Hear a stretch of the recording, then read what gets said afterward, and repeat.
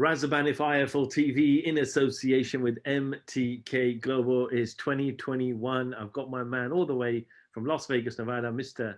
Amer Abdallah. Amer, it's been a while. How are we doing? I'm good, brother. How are you? It's good to see you again. Thank you for having me on. I'm very well. Firstly, how are you? How are the family? How are the children? How is life? Everybody's great. Alhamdulillah. All blessed. Alhamdulillah. Everybody's good. Great weather here in Las Vegas. Looking forward to a great summer and getting these events back up and going. So lots of great stuff coming up. I was just speaking to you off camera briefly about fans in attendance. In the UK, we're not allowed to have fans in any professional support here.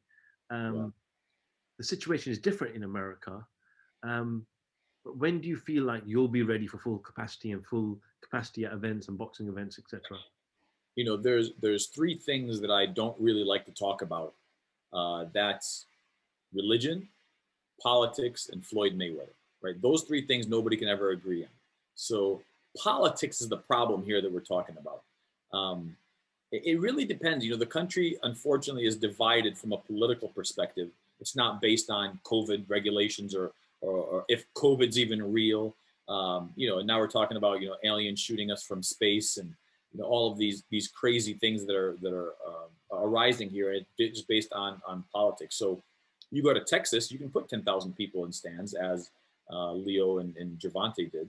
You can go to Florida and you can put fans. You go to California, where Mike Tyson versus Roy Jones, in the whole Staples Center, including staff, officials, fighters, camps, is 300 people. So, you know, every state has its own kind of regulation.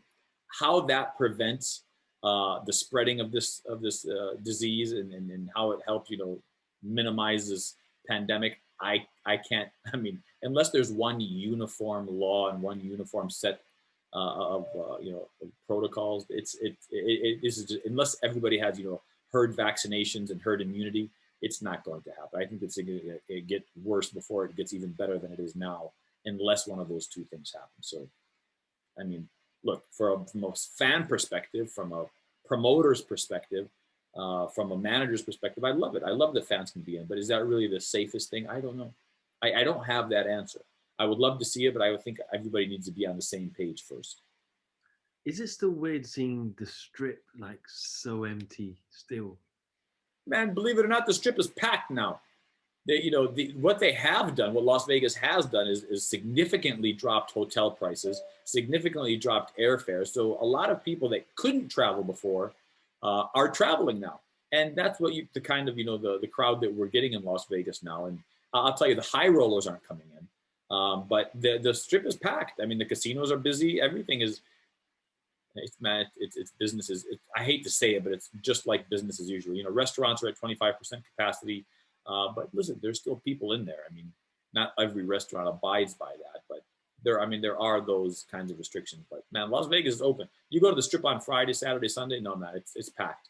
Wow. Now, if we're talking about May, April, June, totally, that's a ghost town. That was eerie. That was, I mean, we were driving down the strip and just looking around like, man, this is nuts, just crazy. I mean, let's talk a little bit about boxing. Obviously, you're known for managing Vidal Riley, Badou Jack, most notably. What is the situation, Badou? We saw him on the undercard of Mike Tyson and Roy Jones at Thrill Productions. We know you're after that John Pascal rematch. John, obviously, he's wanting crowds to obviously financially fill his pockets as much as possible, obviously at his latter stages of his career. But what is the situation? Badou's not getting any younger either. So what's the latest with Badou's returning to the ring first? Well, first of all, regarding Badou's age, you know, Badou is not like a typical 36-year-old, 37-year-old boxer that has so many miles on. Mind you, he's been in some big fights, the DeGale fight, you know, fight of the year, the Stevenson fight of the year. He's been in a lot of those wars, which I'm not really particularly a fan of. I want my guy getting in there and getting out as safe as possible. But he started boxing late in his life, so he has some mileage left on him and some good mileage left on him. If I ever felt, or if Badou ever felt that, you know, his best days were behind him, then we would definitely walk away, and there's no amount of money to be able to, justify that. And alhamdulillah, you know, he's in a good financial position now. He's done well with his money, and he's done well. You know, he's building a beautiful mansion right now as we speak.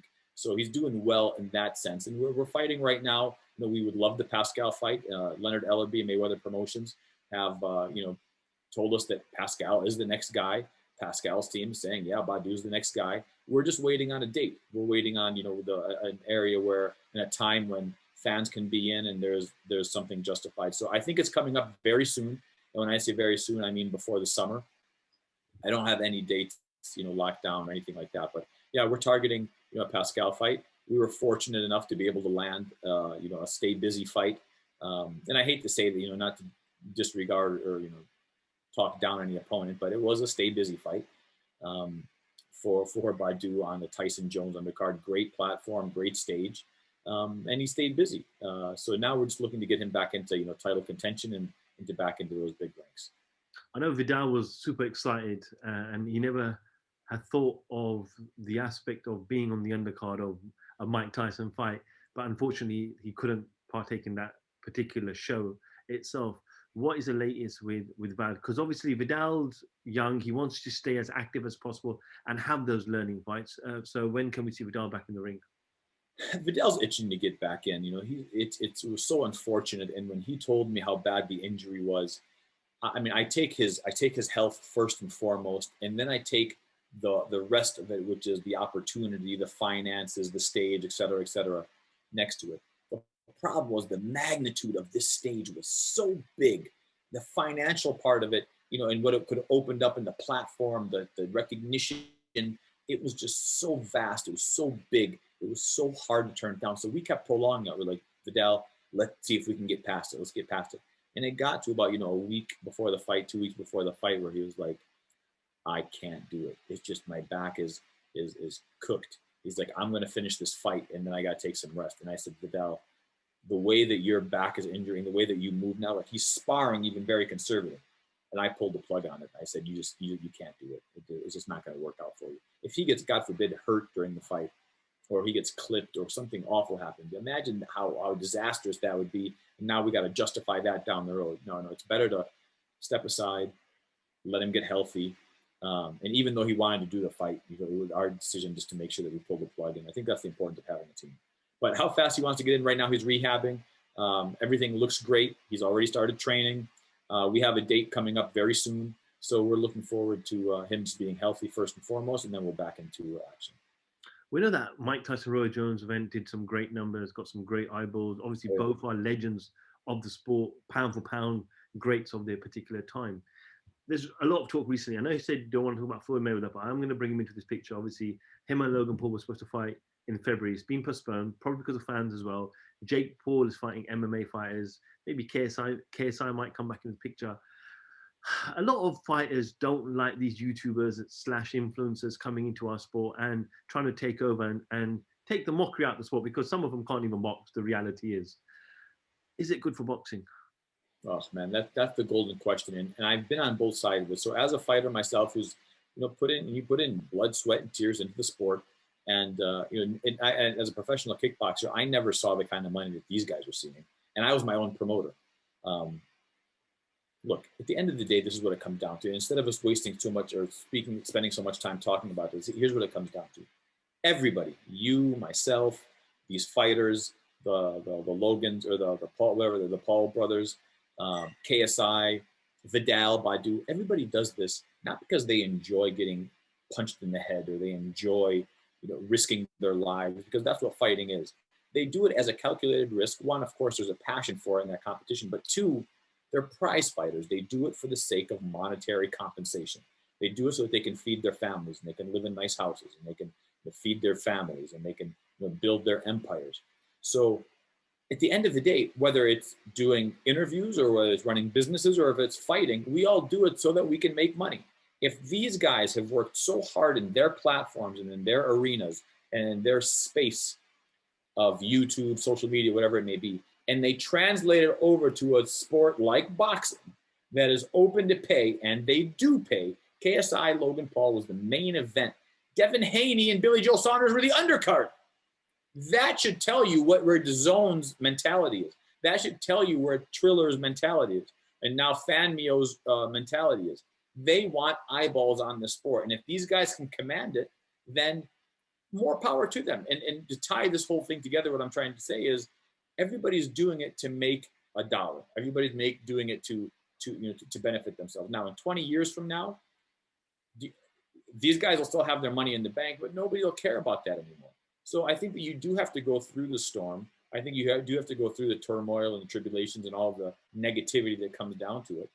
And everybody that's complaining and bitching about it is because they're not involved with it. If they were involved and they were getting, some compensation on it, their tune would totally change. I'm saying it myself, and I might be, front and center. If I wasn't involved with it, I'd hate it.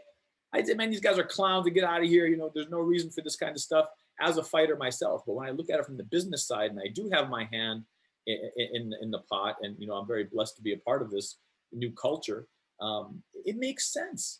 Look, it's financial sense, man. I mean, if I told you, I'm going to give you $100,000, but you got to promote this fight, say, okay, I'm pretty much okay promoting anything. I mean, there was the celebrity boxing, there was the tough man boxing, there was all of these things. Those guys aren't real fighters, but they did all of these things so that they can generate revenue. Do I think that Jake Paul will ever end up fighting a real fighter? And I mean real, I mean a real actual boxer. I think he will. I think he's that committed to it. I know Jalen Love is around him, and he's got BJ Flores training him. And the kid really is doing his part to be that way. Now, mind you, he doesn't have an amateur pedigree. He doesn't have any kind of boxing, background, but he's picking it up now. And what boxer do we know with 1 or 2 fights has the kind of following that he does? We don't. I think it's bringing great eyeballs to the sport. It's a new crowd. It's that social media, YouTube world. But I do think it's good for the sport. I know you also manage, most recently, Roy Jones Jr., who was on that undercard. Well, the main event, not the undercard, my bad. Is he likely to participate again? I would like to have Roy do other ventures. I think Roy has put in his time and is arguably one of the best fighters of our era and probably in history. I mean, in 1990, he was the fighter of the decade. You look at any highlight reel, if it doesn't have Roy Jones Jr. on it, it doesn't have anybody on it. So I would like to see Roy. He's got some other ventures that we're talking to the Middle East about now, particularly Saudi Arabia, that we're working on a venture there. I think Roy would love to do something and do some exhibitions and things like that, which I think would be fun for him. I would like to see him focus on other business ventures, which, like I said, we're working on now. So ventures outside of the boxing ring. Outside of the boxing ring, yeah. And there was talks about seeing this trilogy fight between Holyfield and Mike Tyson. If that does take place, Amer, how big can that trilogy be? Again, I'm not privy to mention it. It's not a matter of when it takes place. It's if it takes place, it's a matter of when it takes place. And Mike can do whatever he wants. If social media was around when Mike Tyson was fighting, he would have been the biggest thing on planet Earth. Mike superseded the sport. He superseded, he was larger than life during the prime of his career. And mind you, that was all based on regular cable network television. Imagine the social media reach if Mike Tyson would have had it. So now that Tyson's back, and he is, mind you, at 54 years old, and he is now dabbling in the social media, and it's a part of it. He did 1.6 million pay-per-view buys on that fight card. That ranks it amongst the top 8 or 10 highest grossing pay-per-views in history. That includes, the cash cow Floyd Mayweather coming in, and that's a 54-year-old Mike Tyson. So are these things going to continue? I can assure you they are. Mike will do this as long as he wants to do this, and I think good for him. He's going to end up making the kind of money that he was making during his prime at this stage in his career, and I couldn't be more blessed to be a part of it. I think you're going to be hearing some big news very soon. How is he? I know physically he looks, fantastic to what he was. But how's his mental perspective? We know he's had his issues in the past, but how is he mentally? Is he in the right state of mind when he's going into these fights? When you're trying to be around a table and discuss and put these fights together? What is he like mentally at the moment? Well, look, we all go through things, right? So the problem with Mike Tyson and the issue with Mike Tyson is he's had a magnifying glass on him since he's been 20 years old. So every mistake he's made, every choice he's decided, every path he's decided to go down, every relationship he's been in, every business practice, every promoter, I can go on and on and on, has been magnified a million times over because the whole world is watching Mike Tyson. Now, if I had that kind of magnifying glass on me, you'd probably look at me in a totally different sense and a different view than you are now, or maybe you do already, but whatever. So when we say Mike Tyson has issues, and I just wanted to touch on that. Come on, man. How many of us don't have issues? We do. The difference is the whole world doesn't see our mistakes and our issues. But where Mike is mentally now, it's funny. After his last fight, after the Roy Jones fight, he says to me, he goes, "How do you think I looked?" And I said, "Mike, you looked amazing, man. I mean, you looked phenomenal." You know what he said? He goes, "Don't worry, next time I'll look better." And I'm like, "Man, what do you mean next time I'll look better? What do you have to prove?" But that's the mentality Mike Tyson was in. Mike Tyson's mentality was, I'm going to continue to grind. I'm going to continue. He was in the gym the very next week. So he's definitely locked in and he's zoned in fight-wise. And for whatever reason that is, and I don't know that reason, he's fully focused on this. He loves it. This is what he is, and this is what he's bred for. This is what he's groomed for. His whole life, this is what he is. So for him to be able to do that at this stage of his life, I think it's great for him. Well, we look forward to an announcement if it's when it's going to happen. I just want to touch on a topic recently exploded in the UK. We've seen when Badou has taken defeats, when he's taken draws which should have been wins. We've seen Anthony Joshua when he took a shocking loss against Andy Ruiz a little while ago, where they've spoken about it is what it is. I've lost a fight. I'll come back stronger next time. Since Deontay Wilder's defeat to Tyson Fury last year, we've heard a lot of excuses from Deontay Wilder, which started with the weight of his costume, bicep issues. Tyson Fury was cheating. His water's been spiked. Mark Breland has spoken to a UK media outlet, The Fight Is Right, this week, where he's spoken out himself because there's a lot of accusations about him. Deontay Wilder actually said that Mark Breland spiked my water. I'm not sure if you've read about it this week. And then obviously Deontay Wilder's come out and commented again. But what have you made of this whole scenario where Mark Breland, who was a former world champion, an Olympic medalist, strong character, who's very quiet. You don't really see him around the camera on fight week. He's not doing interviews. He's kind of just concentrates on his art inside training camp. But what have you made of this broken relationship? I think there's one word to define that and really the synopsis of everything you're saying, and that's character.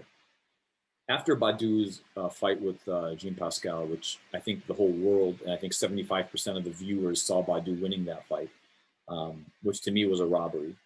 And after the fight, I grabbed Badou right before he went on and did an interview in the ring. And I said, "Listen, take this with stride, good fight." I go, "Don't worry about it, I got it." And I thought for sure he was about to blow up on the mic. And when they put the microphone in front of him, he said, this is the way it happens. I guess the judges saw it that way. Best of luck to Pascal. I'd like the rematch. And that's it.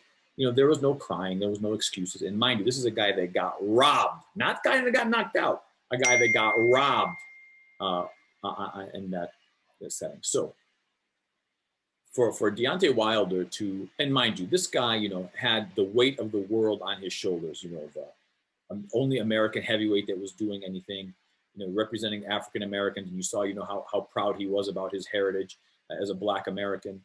The whole Showtime versus DAZN deal that went down. He was granted so much money, but he stuck here. There was a lot on his plate for that. For him to take a loss and on such a big stage, I get it, man. You don't want to lose. It's not easy to get stopped, especially when you're the guy with the golden touch and you can just put anybody to sleep with one shot, even if you're losing. And Deontay said it perfect. He goes, "All I needed to be perfect for 2 seconds out of the fight," which is true. I think that it was very difficult for a man and for a fighter, an athlete, a champion of that caliber to take such a loss. And it comes down to, and I hate to say it, and I don't know Deontay, but it comes down for me from an outside perspective, it's character. Okay, you blame the 40-pound vest. But come on, man, you designed the 40-pound vest. You blamed Fury's glove being put up. Come on, man, the athletic commission was there. Stitch Duran, who I represent and I've worked with several times, he's the one that, gloved the guy. The Nevada State Athletic Commission, which is probably the most stringent athletic commission in the world, was right there doing the whole thing. There's zero chance that could have happened. And then you talk about Mark Breland. This is an accomplished, decorated Olympian. very well respected in the boxing world. At 80 years old, or however old Breland is, 60 years old, 70 years old, I don't think that he needs to be, as Wilder called him, jealous of his fighter. I think it comes down to character, and I'm remiss to say that because I don't want to ever assassinate Wilder's character, but to come at in every single, I get it. You don't want to lose, brother. We don't want to see you lose. Mind you, I'm a big Tyson Fury fan. He's always been great to us. One of my clients, George Lockhart, is his personal chef. We have a great relationship with the Fury camp and Top Rank and with MTK. So yeah, of course I was cheering for Tyson Fury, but at the same time, Deontay is all the hype that was around him. It was good for boxing. It was great for boxing. I think it just comes down to character, man. It's so sad to see, but man, come on. And now what he's done, I think he's talked himself out of the third fight with all of these things, and now Fury is saying there's zero chance that I would do it. So character, man, that's what it comes down to. You said he's talked himself out of the third fight. It looks like it's going to happen. Eddie Hearn did an interview with IFL yesterday where he said we're close, we're very close, wow. referring to the undisputed fight between Anthony Joshua and Tyson Fury. Yeah, that fight, yeah. I think that's pretty close to done, let alone close. I think it's close to done. I think the Middle East is where it's going to end up landing, and I think that would be a phenomenal fight. Again, same thing. Anthony Joshua has tremendous respect for Badu and for the camp and for everything. I do see Tyson Fury winning that fight, though, and probably easy. Amer, I'll end on this. There was a documentary that aired in the UK this week, last week, back end of last week, which was around Daniel Kinahan and his involvement in boxing. I saw a picture that you posted on your Instagram with Daniel Kinahan and praising Daniel Kinahan for the work that he's done in boxing and the close relationship that you have. Just wanted to get your thoughts to see if you watched the documentary that was aired in the UK and just get your thoughts on this whole issue that's been raised by the Irish media. Yeah, so the most valuable thing in my life is time. That's one thing I can never get back. And for me to waste time on some bullshit and just a bunch of stuff that is, propaganda, nothing has actually been brought forth, no charges, never any arrests, all of that kind of stuff because of the man's last name and what he's tied to. I don't have time for that. Have I heard it? Of course I've heard it. And it comes up now, all the major boxing sites are reporting it or whatnot. But let's look at, for anybody that doesn't know Daniel as Daniel himself, not by the propaganda and what the media has portrayed. If anybody knows him for who he is probably the most generous, forthright, straightforward, selfless people that I have ever met in my life. He's not a friend of mine. I consider him a brother of mine. And of course, is my loyalty to Daniel? 100% it is. 100% of my loyalty is to Daniel, and I stand with him for everything, through good, bad, and different. But come on, man. I mean, he's never been charged with anything. He's never been arrested for anything. I don't know where this stems or where it comes out from, or even what the base of it is. What I can do is tell you who Daniel Kinahan is. I'm telling you from personal experience, for the years that I've known him, he has helped me out in several situations. He's helped me out with a lot of boxing stuff, with a lot of advice. He supported our fight in Dubai, the Badu Jack Promotions fight, and he has never asked for one thing in return. I had a very high-profile fighter that I wanted to sign to Daniel, and he goes, I don't want a penny for it.